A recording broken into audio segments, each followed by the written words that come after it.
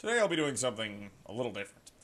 I'm going to be talking about The Last Jedi, specifically the bombers from The Last Jedi.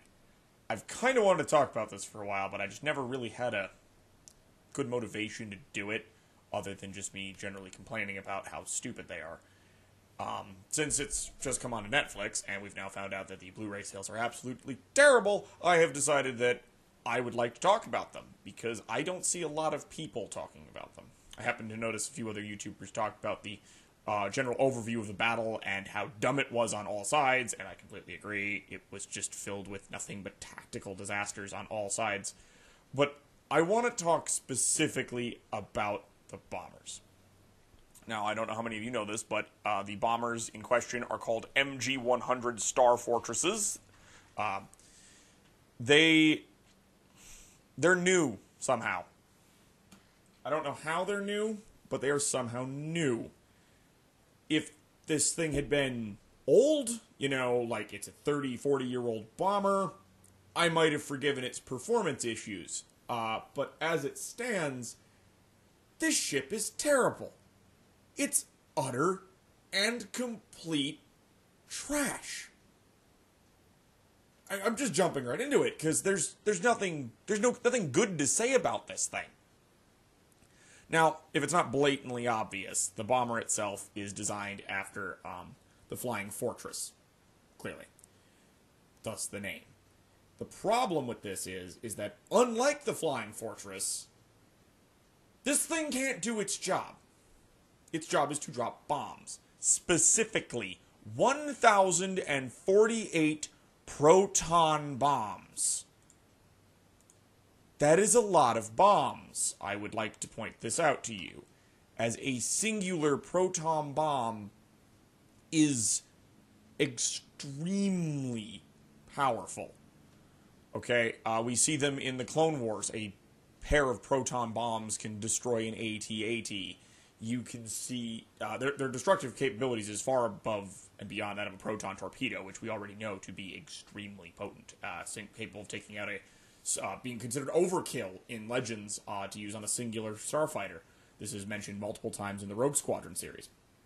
But this isn't a Legends discussion. Proton bombs are devastating. Absolutely devastating. To carry 1,000 of them seems like overkill of the highest order. I mean, let's compare this to, say, a TIE bomber. I believe this to be a perfectly fair comparison, as they aren't removed by too much. As a singular, I don't have any specific numbers on how many bombs a TIE bomber carries, but I can tell you right now, it's not carrying 1,000 of them. I would guess a dozen, perhaps. Maybe slightly more. Same with the Y-Wing. The Y-Wing carries approximately a dozen to dozen and a half proton bombs, when it's not carrying torpedoes and being a very good heavy fighter bomber. Y-Wing is excellent, by the way. I particularly love the ship. But the Starfortress, I don't know what they were thinking when this thing was designed, to be entirely honest. Because it can't do its job, as I've said several times. Let's look at its armament beyond the bomb. Look at its weapon layout. Okay? It has nose cannons. It has some cannons on the wings. It has 2 ball turrets, one on the top and one on the bottom. And then it has swivel guns on its tail. None of this is bad. That is a lot of coverage. Notice what I didn't cover. The entire front of the bomb rack, which they apparently refer to as a clip. For whatever dumb reason. It's not a clip, it'd be a magazine, you idiots. Me being a gun nut.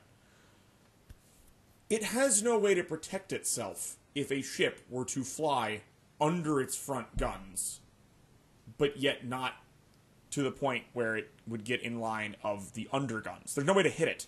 You can't hit the ship that way. And considering the thing is 21 meters tall, which is about 70 feet or so, for those of you who don't know meters, you can fit an entire ship in that. An X-Wing's only about 1.5 meters tall, give or take. A TIE fighter isn't significantly bigger than that. And if you go to a TIE Interceptor, even its wings are significantly smaller than that. It can totally fit in between the bottom of the magazine and the bottom of your cockpit and fly directly under that and hit you where you can't defend. Now, this wouldn't necessarily be so terrible. You don't have to have perfect gun coverage. The problem is this is exacerbated by the fact that the ship itself is slower than a Hutt on a unicycle. Oh my god, this ship is slow. It's like watching the Hindenburg fly over. Holy crap. I mean, when I watched a Y-Wing, I'm like, oh yeah, these are clearly slower than the other ships. But not to the point where I feel I could run faster than it. It's ridiculous. I have no stats on how fast they go. They give me no statistics on this in anything I can find. And it apparently has 6 engines, or 6 ion thrusters, my apologies. But somehow, this thing is just so ungodly slow. I get it, it's a bomber. Bombers are slow and ungainly. I understand this, but it's insane how slow this thing goes. Now again, you can deal with that. It's heavily armed, and it's slow. Okay. The next thing you would assume is that it's durable. Extremely durable and hardy. I was expecting heavy shielding on this ship. I was expecting shields to outstrip the Millennium Falcon easy. And by the way, remember, the Millennium Falcon could take a turbo laser shot from a Star Destroyer. I do believe in The Empire Strikes Back they took 1, maybe 2. By the way, those guns are not designed to shoot something like that, so those were kind of lucky hits. But those are very strong deflector shields. This ship doesn't have that. It's like it's made of paper mache, as this scene perfectly illustrates.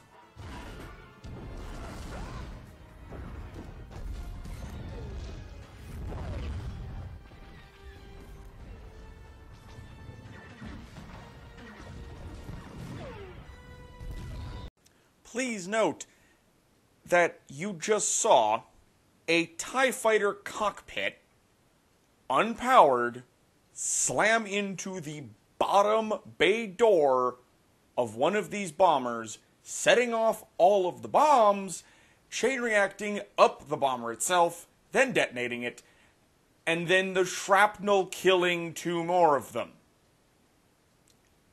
That's ridiculous. That's utterly ridiculous. These things' shields should be strong enough to take a piece of debris, such as that cockpit, slamming into it and bouncing it off or shattering on its shields. Now, I'm aware we've never actually seen that in any of the films. This is not something that's typically shown. I mean, the only time I think we've actually ever seen shields physically activated was in The Phantom Menace, when Anakin turned them on his Naboo starfighter.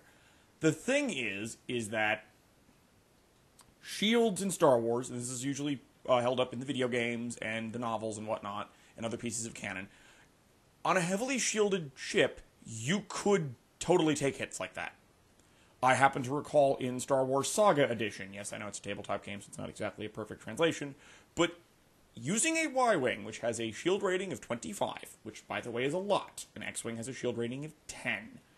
And using the maneuver shields to double shields. I think it's actually called shields to double front because it's referencing the movie. But what you do is you pick a direction and you double your shield rating in that direction while having all of your other ones. This is what the Y-Wings did in the Death Star trench run in A New Hope. This is why they were able to take those hits so damn well. Because they had an absolutely monstrous shield rating. Okay? They didn't care. The weapons could barely get through the deflector shields of that strength. Because they're very powerful for their size. It's why the X-Wings are slow. They're generating an awful lot, diverting, I should say, an awful lot of power from their engines to their shields. This is also why Darth Vader and his wingmen were able to obliterate them so quickly. Their shields were only slightly stronger than that of an X-Wing's on their rear. It's not It wasn't a good situation for them. That's why they died so quickly. Now, going back to Saga, a Y-Wing with shields to double front can ram a TIE fighter and walk out unscathed. It might not even pop its shields, meaning it might not break over its shield rating. It might just not care at all or take very minimal amounts of damage from that. That's not something I'd recommend, other than it's absolutely hilarious and probably a slight issue with the game engine, but it's illustrative of how powerful these shields are. A ship of that size, a ship that is several times the size of a Y-Wing, should be able to take a cockpit hitting it, the cockpit should just explode over it and break on it. Okay, the shields should eat that force, and it should be largely fine. And even then, okay, let's say that it's a weak point in the shields. That sounds like a load of crap to me, but let's just say that. Even then, the debris from the exploding ship shouldn't blow up two other ones. Okay, that was ridiculous. A chunk of engine hit another one in the magazine and detonated it. That's a problem. That is a very, very serious problem. Your ship has a crippling Achilles heel. Meaning, I just have to come at you from the magazine, shoot a proton torpedo low, hit you about where the door is, and I can blow your whole ship up with very minimal effort. I don't even need a proton torpedo. I can hit a couple of laser blasts down there and it'd probably do it, considering how durable your ship is. It's a joke. It's terrible. So this ship is not only slow, it's weak as hell. The ship can't take a hit. They only, we saw another one early on in that sequence. Take a few laser blasts, let's say 2 or 3, and then explode. Again. A Y-Wing takes that many hits. A Y-Wing takes 2 or 3 shots to die. And it's tiny in comparison. These ships are almost the size of the Falcon. Probably actually bigger than that if you count the magazine in there. It's insane. And they can't take a hit to save their rear end. Let's actually look at a layout of the inside of one of these ships. Now, I'm not sure how official this is, but it definitely matches up more or less with what we see in the movie. Now, as you can see, there is the magazine filled with bombs, the cockpits to the front, tail gunners to the back. There's a lot of empty space in here. Now, that middle section is, I assume, the guy was sitting with the controls. But even then, there's a lot of emptiness here, okay? And I'm not sure why. It's like you're just wasting all of that room that you could be using for something constructive. Like, I don't know, putting bombs in it. Okay? I look at this and I see just tons and tons of room that is being taken up by nothing. And you're in space. Ironically, space inside of your vessel is at a premium. I mean, that's the goofy thing about this, is that the ship is laid out so poorly. I understand. Okay, it's Star Wars. It's not going to be perfect. And I'm not even asking for perfection. I'm asking for your ship to make some level of frickin' sense when you lay it out. Especially considering your bombs are about, what, the size of a basketball? Maybe a little bigger than a basketball? Do you know how many you could fit in there? I mean, if you were to just take the top part of this and make that the bomber, getting rid of the giant magazine on the bottom, you could fit a fair amount of bombs in there.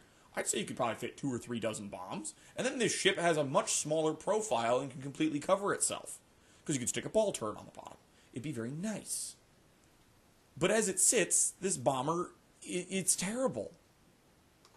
There's nothing else to say other than that. It's absolute trash. And it's sad because it could have been better.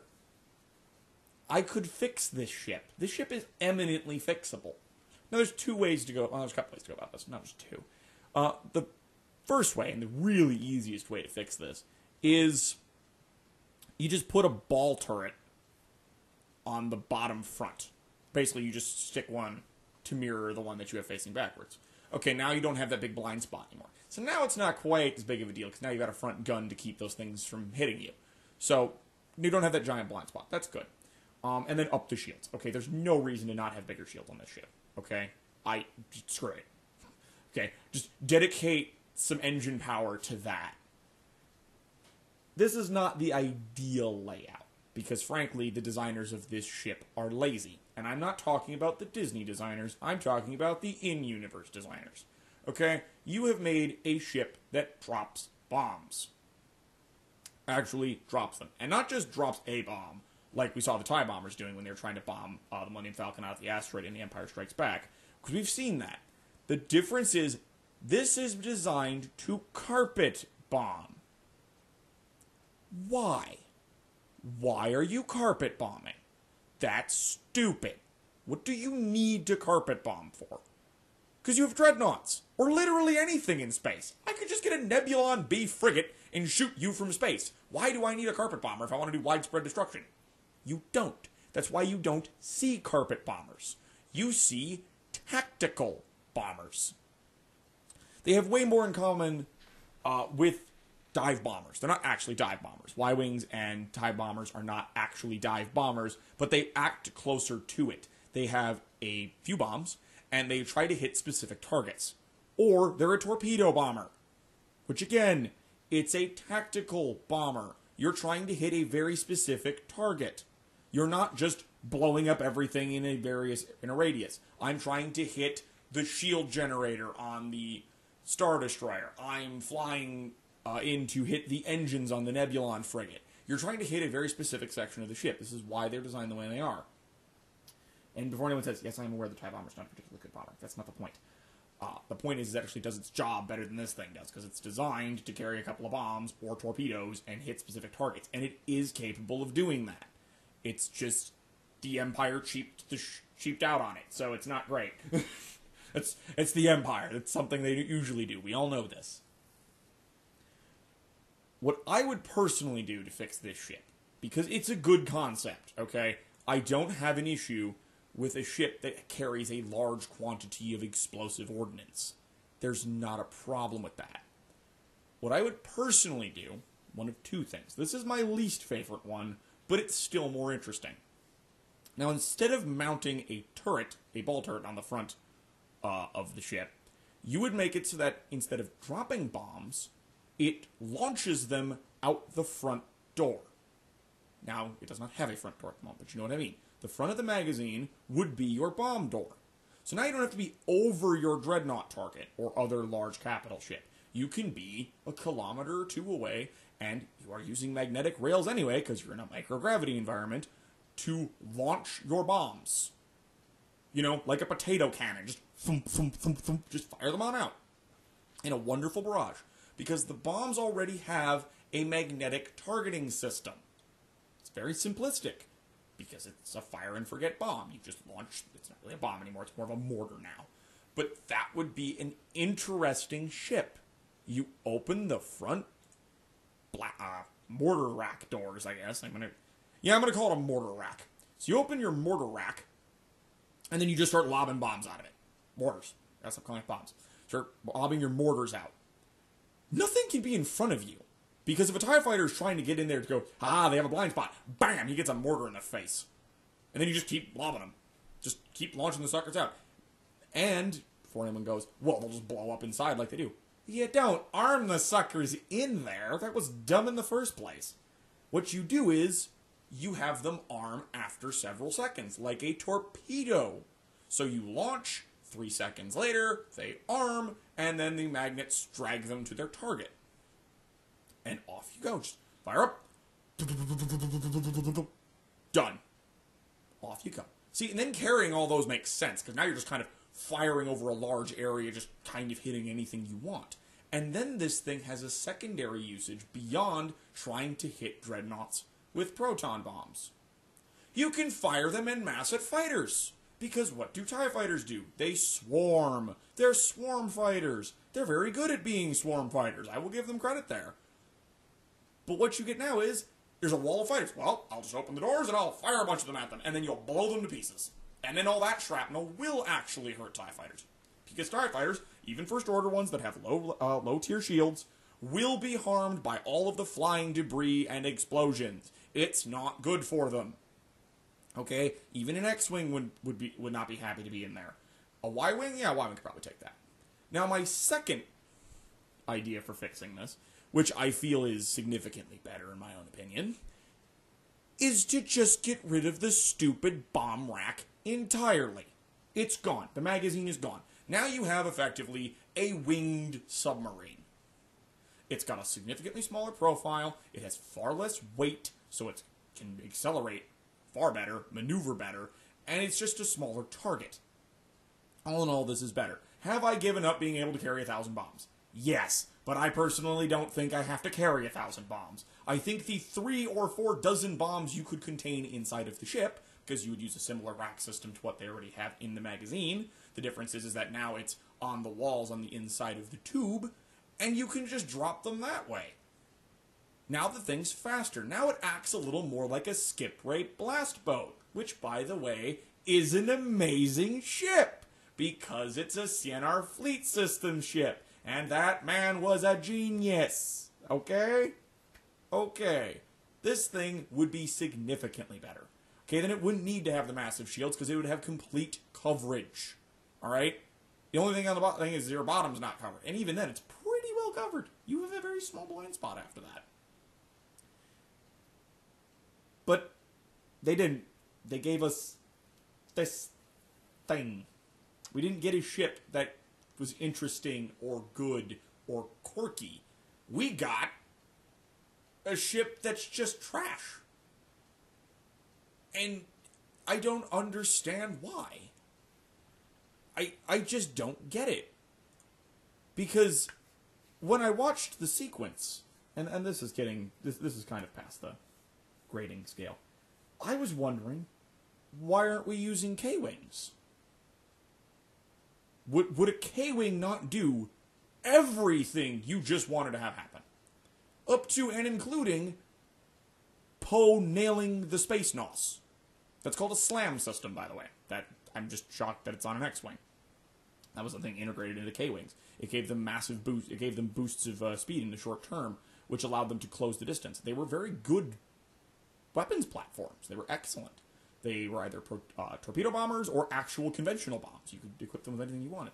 Now, they didn't have a whole lot of them. I mean, we're talking 1.5, maybe 2 dozen missiles, 2 torpedoes, and about 8 to 12 bombs.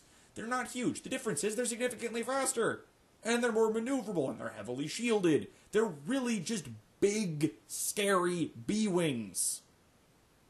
And that's what the Starfortress should have been. It should have been the big, scary older brother to a B-Wing. Because that's what it's designed after. They were originally calling it a T-Wing, which is fair. It looks like a T. I would have kept calling it the T-Wing. It's kind of a neat name, and we're keeping with the letter naming convention that the Resistance / Rebellion / Republic has.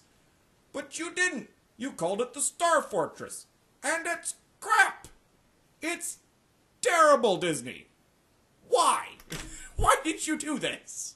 I am disappointed. Not only is the ship bad, but it looks stupid. See, now I'm just getting petty at this point. This is me being petty. It looks like a Pez dispenser. That's it. It's a frickin' Pez dispenser. Which is why I call it either the Pez bomber or the Tic Tac bomber. Because it looks like or looks like a submarine with a Tic Tac container under it. I don't know. I had to let that little bit out there. To let go of the calm for a second. But there's just a small list of the issues with this bomber. And like I said, it really is a damn shame.